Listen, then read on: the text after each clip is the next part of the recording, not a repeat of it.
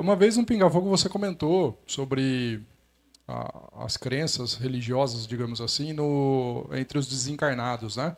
E você falou que a sua preferência pelo espiritismo é principalmente pelo processo racional e tudo mais. E aí eu fiquei na curiosidade de saber como que se dão as conversas e as brincadeiras entre vocês no plano espiritual, né? Tendo em vista que pelo menos as religiões que nós temos e conhecemos aqui, principalmente pelo fato da reencarnação, muitas não concordam e não acreditam, né? E como que se dá isso no plano espiritual entre vocês? Você sabe que no final, eu vou contar, no final das coisas, das situações, o que nos aproxima é o amor e o trabalho, né? A gente tem na casa o padre Donizete. Vocês conhecem, já ouviram falar do padre Donizete? Ele fazia curas, foi um médium, um sacerdote médium de um grande fenômeno de cura, de cirurgias e tudo mais. E ele trabalha na casa e ele costuma usar a batina e de quando em quando eu digo assim para ele, mas o senhor não troca essa saia, não? E aí é uma questão de intimidade que nós criamos, né? E ao mesmo tempo ele também é piadista e me tiram vários sábios, mas não vou contar aqui, também não vou dar liberdade dele contar, mas eu estou brincando. E aí, nessas situações, o que nos aproxima e o que faz com que a gente respeite mesmo a crença do outro, naquilo que ele concebe ou que outros concebem, é o amor. Então a gente vive com ele, nós temos um irmão, um companheiro que faz parte da equipe, que foi um grande pastor, foi pastor rabino mesmo, e aí nós aprendemos muito a questão do mosaísmo, das leis. Então, o que nos aproxima é o amor. Quando você tem o amor, a tolerância fala mais alto, o respeito fala mais alto, e aí você respeita a opinião do outro, a forma dele pensar, de analisar, e a gente aprende com isso. Isso que é o mais importante, que a gente aprende com isso. Então, a gente aprende muito sobre religião, sobre as passagens com esses nossos irmãos, como eles aprendem conosco dentro da nossa experiência a respeito também de outros assuntos. Então, há uma troca. E é assim que funciona no mundo espiritual. Há essa troca, há essa permuta de experiências, né? Então, existem lá templos com formatos religiosos de cada credo. Existe isso, sim. Né? Você vai encontrar isso lá no mundo espiritual. Você vai encontrar templos universalistas. Então, vai ter de acordo com a necessidade, né, e a experiência de cada um.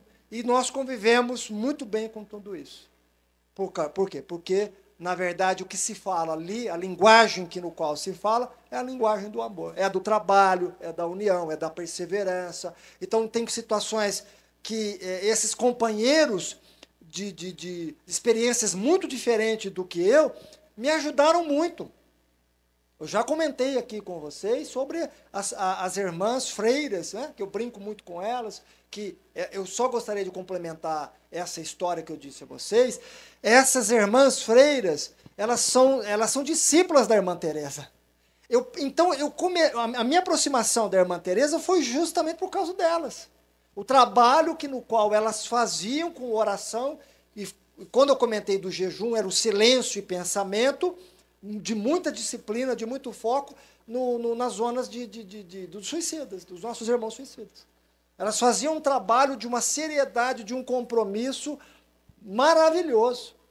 E quando eu vi com os meus olhos o que elas realizavam ali, o sentimento jogado ali, né, naquela redenção delas, naquela humildade delas, e o trabalho que era feito com aqueles irmãos que estavam presos naquela condição, pouco a pouco, né, como um lavrador que joga semente, ele ara, ele aduba, ele cuida, até o ponto daqueles espíritos, aqueles irmãos, terem condições de sair daquela realidade. Elas fazem um trabalho lento, gradativo, de um potencial de amor único, único. Ali, a minha visão, ela mudou completamente. Ali, o meu entendimento sobre a ciência do amor ficou clara. Ali caiu por terra tudo aquilo que eu sabia como ciência. Naquele momento foi o ponto-chave para que eu pudesse entender realmente essa ciência do amor que não tem explicação. Você só sente, você só trabalha, você serve e você espera. E aí, dentro daquela ocasião, que eu quis conhecer o trabalho delas um pouco mais a fundo, eu cheguei até a irmã Teresa de Jesus. Isso eu estou falando quase 40 anos atrás. Foi a oportunidade que eu tive de chegar a conhecer esse espírito que viveu com Jesus. E ali eu comecei a beber de uma água que eu nunca mais parei. De uma água que nunca mais me deu sede. De uma água que preencheu todas as lacunas do meu coração. Uma água que me deu plenitude. Uma água que me deu sabedoria. Uma água que me deu certeza do que é a vida final. Ali nenhum livro até então, do que eu tinha lido, do que eu tinha visto na ciência, tinha preenchido o meu coração.